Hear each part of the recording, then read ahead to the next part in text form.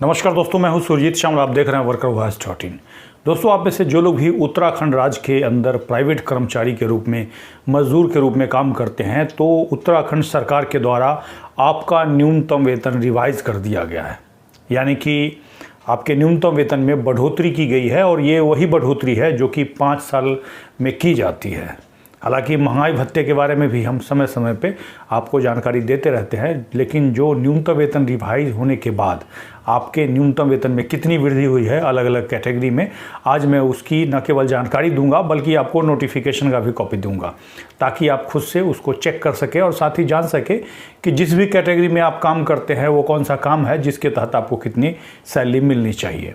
और साथ ही आपको ये भी बताऊंगा कि उत्तराखंड राज्य के अंदर कोई सेंट्रल गवर्नमेंट के विभाग में या फिर मंत्रालय के अंदर आप कॉन्ट्रैक्ट वर्कर, डेली वेजर आदि के रूप में काम करते हैं तो आपके लिए एक अलग न्यूनतम वेतन का प्रावधान होता है, उसकी भी जानकारी दूंगा। तो इसके लिए इस पूरे वीडियो पे आप बने रहें और साथ ही मैं आपसे अनुरोध करूंगा कि अगर आप पहली बार हमारे चैनल पे आए हैं तो इसको सब्सक्राइब कर लें, और अगर हमें आप फेसबुक पेज के माध्यम से देख रहे हैं तो पेज को लाइक करके जुड़ जाएँ। तो आइए हम इसको स्टेप बाय स्टेप करके जानते हैं। दोस्तों, आपको बता दूं कि न्यूनतम वेतन अधिनियम 1948 के हिसाब से हर 5 साल में आपका न्यूनतम वेतन रिवाइज होना चाहिए। कहने का मतलब एक मजदूर परिवार को जीने के लिए जितना रोटी, कपड़ा और मकान के ऊपर खर्च होता है उसका कैलकुलेशन करके आपके अभी के महंगाई के हिसाब से कितना आपका पैसा खर्च होना चाहिए और उसी के हिसाब से आपका न्यूनतम वेतन निर्धारित किया जाता है।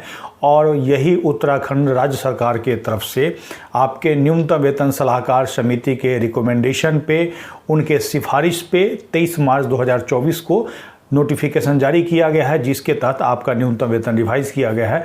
तो आइए हम बिना देरी किए हुए जानते हैं कि 1 अप्रैल 2024 से आपका न्यूनतम वेतन क्या होगा रिवीजन के बाद। दोस्तों, जैसे ही हमारे वीडियो के डिस्क्रिप्शन में जाएंगे तो आपको हमारे ब्लॉग www.workervoice.in का ये वाला लिंक मिल जाएगा, जिस पे क्लिक करते ही हमारे इस वाले पोस्ट पे आ जाएंगे, जिसमें कि हमने पूरी जानकारी दी है और साथ ही आपको एक टेबल के माध्यम से 1 अप्रैल 2024 से आपका न्यूनतम वेतन अलग अलग कैटेगरी में क्या होगा उसको बताने की कोशिश की है। आपको बता दें कि अगर आप अकुशल के अंदर आते हैं और 1 लाख या उससे अधिक आबादी वाले उत्तराखंड के नगरों में वैश्यक कर्मचारी के रूप में अगर आप काम करते हैं तो आपका प्रति महीना 12,539 रुपया से कम नहीं होना चाहिए और शेष के लिए आपको 12,391 रुपया। उसके बाद अर्धकुशल में 1 लाख या उससे अधिक आबादी वाले जगह के लिए 13,280 और शेष के लिए 13,110। कुशल में 1 लाख या उससे अधिक वाले 14,023 रुपया और बाकी शेष के लिए 13,838 रुपया। उसके बाद लिपिकीय वर्गीय कर्मचारी श्रेणी 1 लाख या उससे अधिक आबादी वाले उत्तराखंड के नगरों में वयस्क कर्मचारियों के देय मजदूरी की प्रतिमाह न्यूनतम दरें जो हैं 15,275 और बाकी एरिया के लिए 15,035। श्रेणी 2 में 1 लाख या उससे अधिक वाले में 13,340 प्रतिमाह और बाकी जो शेष है उसमें 14,139 रुपया।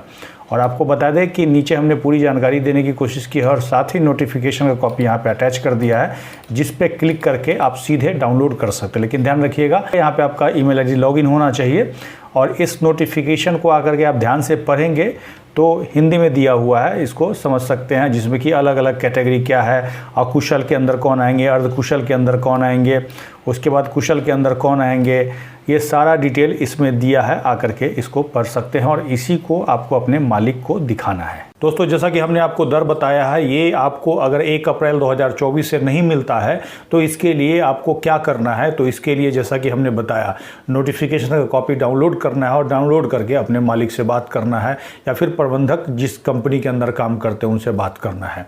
और बात करने के साथ ही आपको एक लिखित उनसे मांग सौंपना है कि ये वाला सरकार के द्वारा जारी किया गया है और हमारा न्यूनतम वेतन इतना भी मिल रहा है जो कि इतना होना चाहिए और ये हमें दिया जाए। अगर 15 दिन के अंदर आपके उस एप्लीकेशन पे या फिर आपके उस डिमांड पे मालिक के द्वारा या फिर आपके एम्प्लॉयर के द्वारा कोई कार्रवाई नहीं होती है तो आप उसी को आधार बना करके अपने एरिया के लेबर कमिश्नर ऑफिस में लिखित शिकायत कर सकते हैं। और जब भी आप लिखित शिकायत करें तो जितना आपको न्यूनतम वेतन से कम दिया जाता है, यानी कि नोटिफिकेशन में जो दर बताया है उससे जितना आपको कम दिया जा रहा है उसके 10 गुने हर जाने की मांग कर सकते हैं। इसके साथ ही जैसा कि हमने बताया था कि उत्तराखंड राज्य के अंदर स्थित किसी भी सेंट्रल गवर्नमेंट के किसी भी विभाग मंत्रालय के अंतर्गत अगर आप कॉन्ट्रैक्ट वर्कर, डेली वेजर आदि के रूप में काम करते हैं तो आपके लिए एक अलग न्यूनतम वेतन का प्रावधान होता है, जिसको कि सेंट्रल स्फीयर का न्यूनतम वेतन कहा गया है, जो कि आपके राज्य सरकार से काफ़ी अधिक है।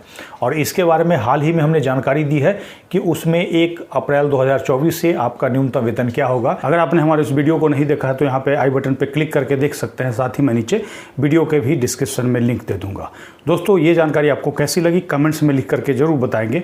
और जिस भी स्टेट से आप देख रहे हैं, अगर आप उस स्टेट का न्यूनतम वेतन जानना चाहते हैं तो कमेंट्स करके जरूर बताएंगे। मैं कोशिश करूंगा आपके स्टेट का न्यूनतम वेतन बताने की। इसके साथ ही विदा लेता हूं, जल्द ही एक नई जानकारी के साथ मिलते हैं। धन्यवाद।